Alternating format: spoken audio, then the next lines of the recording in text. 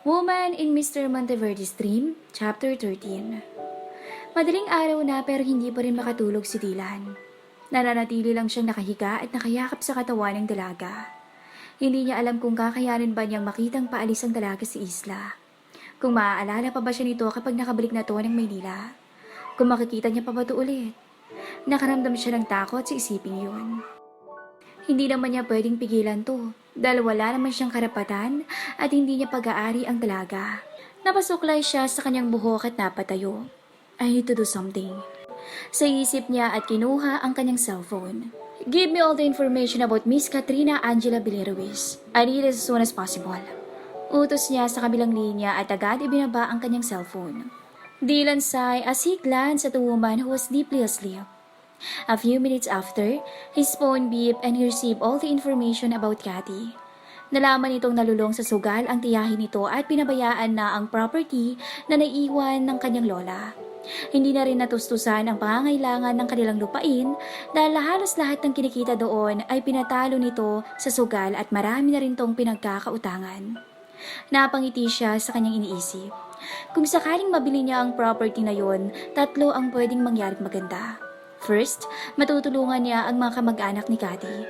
Second, matatanggalan niya ng karapatan ang tiyahin nito na siyang nagpahirap sa sitwasyon ng mga taong naroon. Third, makukuha niya si Cathy at wala na itong magagawa pa. Convince them Attorney Santiago to sell that property to me. Let them name the price. I don't care how many millions they want. The most important thing is that property will be mine before this day ends. He commanded. Sigurado si Dylan na hindi mahihirapan ang kanyang abogado para mapapayag ang tiyahin ni Cathy sa kanyang offer. Ang pinagdadasal niya na lang ay sana hawak nila ang titulo ng lupain yun dahil kung hindi, mapupunta lang sa wala ang kanyang plano. Nasa living room silang apat ng presidential suite ni Dylan at nag-uusap habang nagkakape. Maaga siyang pinuntahan ng tatlo para kumustahin, pero may nababasang kakaiba si Cathy sa mga mata ni Trixie at Leia. Parang may ibang ibig sabihin. Nagpaalam si Dylan sa kanilang apat para puntahan ang paalis niyang mga kaibigan. Hoy, Monteverde, tagalan mong bumalik dito ha? Para naman makapag-usap kami ng matagal. Mataray na boses ni Leia na tinugunan lang ng matalim na titig ni Dylan. Pagkasara ng pinto ni Dylan, nag-unahan ng dalawa patungo sa kama at agad na inamoy ang mga unan at gumot na naroon. Animoy taga-soko na naghahanap ng ebidensya. Malinis. Akala namin may nagsuko na ng bataan kagabi. Pabirong wika ni Trixie. Himala Ate Sam ha? Hindi pinakialaman ng kapatid mo si Cathy. Ngising dagdag ni Leia at umupo sa tabi niya. Wala pa talaga siyang ginawa sa'yo, Cathy? Kahit halik? Wala? Sunod-sunod na tanong ni Samantha. Wala po ate. Nahihiya niyang sagot. Napayuko siya para hindi mapansin ng tatlo ang pagsisinungaling niya. Malaking kahihiyan para sa kanya kung sakaling malaman nilang 2 beses na naangkinidilan ang kanyang mga labi. Maiba ako. May emergency meeting kasi ako sa Friday kaya babalik na ako ng Maynila sa Thursday. Wika niya. Hala? Napaka-wrong timing naman. Pinalunis man lang sana. Wika ni Samantha. Kung ako lang sana masusunod ayaw ko pang umalis sa malaparaisong isla na to. Malungkot niyang sagot. Nangihinayang din siyang lisanin agad ang isla, kaso kailangan niyang piliin at i-prioritize ang mga importanteng bagay lalo na ang kanyang trabaho. Ito lang ang bumubuhay sa kanya at ayaw niyang isawalang bahala to. Bes, uuwi na rin ako kung uuwi ka na, wika ni Trixie. Naku, wag na Bes, nag-e-enjoy ka pa dito kaya kong mag-isa no, si Dylan na raw ang bahala sa sasakyan ko pabalik lang. Pahig si Dylan? Mataas ang boses ng putol ni Samantha sa kanyang sasabihin. Tumango lang siya at tatahimik. Bakit ganun ang reaksyon ni Ate Samantha nang malaman na pumayag si Dylan? May alam kaya siya tungkol sa painting? Sa isip niya. Huwag na tayong malungkot. Pwede naman tayong magbonding na 4 sa Maynila. Communication lang ang kailangan. Tsaka sa susunod na araw pa naman ang alis ni Cathy. Nandito pa siya bukas. Ani ni Leia. Tumagal ng ilang oras ang kanilang pag-uusap. Natapos lang to nang magpaalam si Leia na kailangan niya nang bumaba dahil tatawag ang kanyang asawa. Kaya nagdesisyon na silang tatlo na bumaba ng sabay. Natama din na nasa bungad na ng pintuan si Dylan. Monteverde, lalabas na kami. Don't take advantage of Cathy ha. Gago ka pa naman. Mataray na sambit ni Leia sabay halik sa pisngi ni Cathy. Shut up, Rias. You don't need to remind me. I know what to do. Ngising wika nito kay Leia. Cathy, bababa na kami ha. Dylan, ikaw na bahala kay Cathy. Humalik si Samantha sa kanya, ganun din si Trixie bago umalis. Angela, we need to talk. Follow me. Seryosong wika ni Dylan. Ha?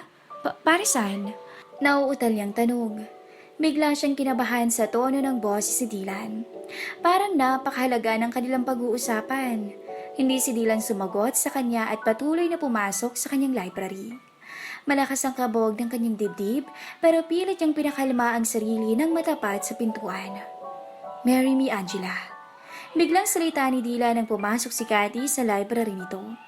Gulat na gulat si Cathy sa narinig. What? Are you crazy? Pasigaw na wika niya. Ako magpapakasal sa'yo? Tanga ba ako?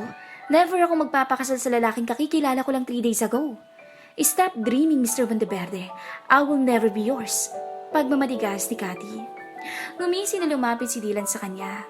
Kakayanin mo bang makita yung mga kamag-anak mo na magiging homeless? Wika ni Dylan sabay hablos sa mukha niya. What do you mean? Nauutal niyang tanong. Nabenta na sa akin ng tiyahin mo ang lahat ng property na naiwan ng lola mo ng 6 na milyon.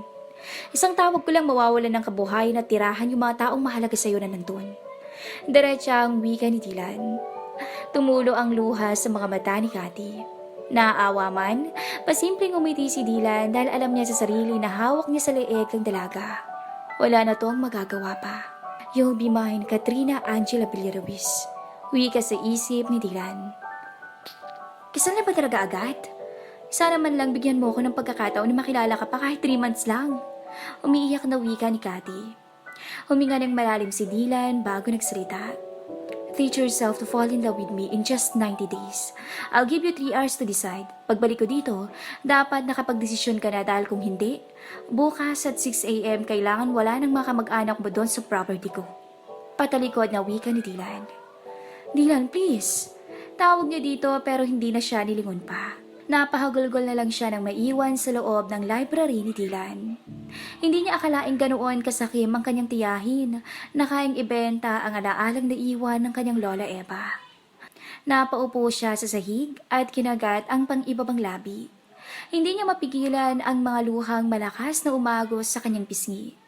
Nakapagdesisyon na siya. Magsasakripisyo siya dahil ang property na yun ay napakahalagang bagay na naiiwan ng kanyang lola Eva. Woman in Mr. Monteverde's Dream, Chapter 14. Nakaupo sa sahig at mugto ang mga mata ni Cathy nang balikan ni Dylan. Nilapitan niya to at agad naman tong tumayo nang mapansin siya. Nakukonsensya siya sa kanyang ginawa pero kailangan niyang isantabi ang awa para sa dalaga. Have you decided yet? Tanong niya kay Cathy. Cathy just nodded her head as a response. Doon tayo. Ayaw niya kay Cathy sabay turo sa kanyang desk at inalalayan ito patayo. Umupo si Dylan sa kanyang swivel chair at nakaupo naman si Cathy sa tapat ng kanyang desk. Napalunok muna siya ng laway bago nagsalita. Kung ano man ang mapagkasunduan natin dito, sana tayong dalawa lang ang makakaalam. Panimula ni Dylan. Sige, tipid niyang tugon. Asikasuhin mo na lahat ng dapat mong ayusin pagbalik mo ng Maynila. Kasama na dyan ang pag-resign mo. Magsimula ka na rin magligpit ng mga damit mo at doon ka na sa bahay ko titira. Ipapasundo kita bago dumating si Trixie. Tiningnan ni Cathy sa mga mata si Dylan bago nagsalita. Wala na ba akong ibang choice? Wala, he said directly. Napabuntong hininga na lang si Cathy sa narinig. Alam niyang buo na ang desisyon ni Dylan at hindi na to magbabago. Pero wala na siyang pakialam sa kung ano ang gusto ng binata. Ang nasa isip niya lang sa ngayon ay ang kanyang mga mahal sa buhay na maaapektuhan kung sakaling mag-inarte at hindi siya pumayag sa gustuhan ng binata. Ano pang kailangan kong gawin? Tanong niya. Like I said, teach yourself to fall in love with me in just 90 days. After that, we will get married, ma-inlove ka man sa akin o hindi. He said. Yun lang ba? Wika niya. May iba siyang iniisip na baka may iba tong gustong makuha sa kanya. He smiled. Magkatabi tayong matutulog sa gabi. But I promise you na hindi kita gagalawin. Maliban lang kung ibibigay mo sa akin ang kusa. I respect you. Okay, payag ako. Basta ipangako mo lang sa akin na hindi mo pababayaan ang naiwang property ng lola ko. Pati na ang mga taong naroon. Please, tulungan mo sila at ayusin mo lahat ng kalat na iniwan ng tita Miranda ko. Pagsusumamo niya. Don't worry baby, akong bahala. He said at may kinuha sa kanyang drawer. I will give this to you so that I won't have a hard time contacting you habang wala ka sa tabi ko. Salamat. Magalang niya sagot. Kukunin niya na sanang cellphone na binigay nito nang biglang hawakan ni Dylan ang kanyang kamay at pisilinto. Dinala niya to sa kanyang mga labi at dinampian niya to ng halik. Nakaramdam ng pagkailang si Cathy kaya agad niya tong binawi at tumayo. Pwede na ba akong lumabas? Her voice is shaking. Tumayo at lumapit si Dylan sa kanya dahilan para mapaatras siya. Hanggang sa maramdaman niya ang paglapat ng kanyang likod sa malamig na padera. Wala na siyang kawala. Nasa harapan na niya si Dylan at kinulong nito ng 2 palad ang kanyang muka at tinitikan ang kanyang mga mata. Are you mad at me? Tanong ni Dylan sa kanya. Hindi, sagot niya. She took her head as well. Ang totoo wala siyang galit kay Dylan sa ginawa nito. Kung may galit man sa puso niya, para yun sa kanyang tita Miranda at tito Aris, hindi para kay Dylan. Niyakap siya ng mahigpit ni Dylan. I'm sorry Angela. Kailangan ko itong gawin. Matagal ko nang pinangako sa sarili ko na pag nakita kita, hindi na kita pakakawalan pa. Malamlam ang mga mata nito ang nagsasalita. Turuan mo ang sarili mo na mahalin ako. I promise you, hindi kita sasaktan. She bit her lower lip and nodded her head. Hindi na niya kailangang turuan ang sarili dahil aminin man niya o hindi, may naramdaman na siya sa binata. Hindi naman kasi ito nagtatanong kaya hindi niya rin masagot at masabi ang tunay niyang nararamdaman. Thank you, Angela. Uwi ka rito tsaka binuhat siya palabas ng library. Seryoso ka, Bes? O uwi ka na ng probinsya niyo? At bakit sa linggo agad? Biglaan naman yata. Tanong ni Trixie na parang ayaw maniwala. Nagpaalam siya kay Dylan na kung pwede niyang puntahan si Trixie.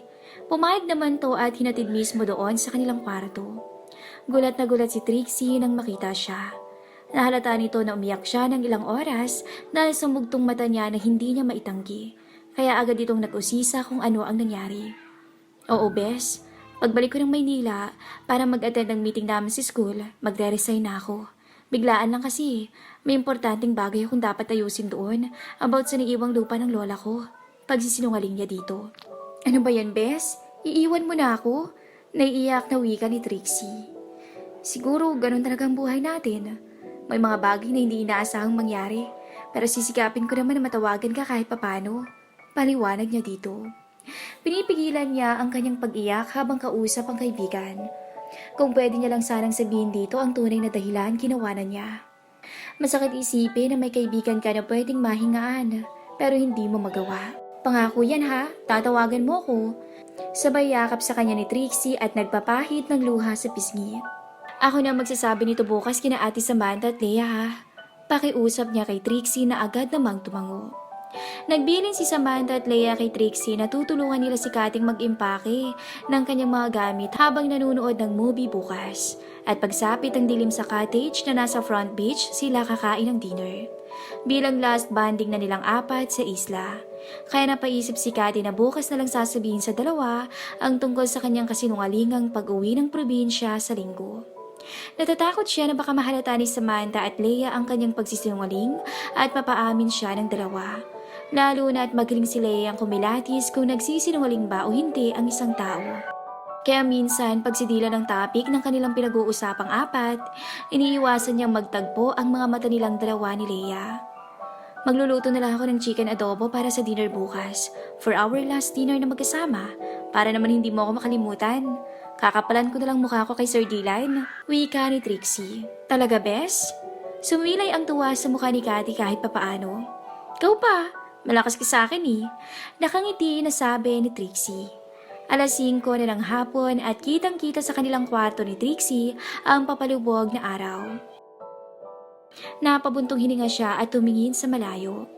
Sumasakit ang ulo niya sa kakaisip kung ano nang magiging buhay niya kasama si Dylan simula sa linggo. Kung totoo ba ang pinangako nitong hindi siya sasaktan. Bahala na. Hindi niya naman siguro kapapatayin.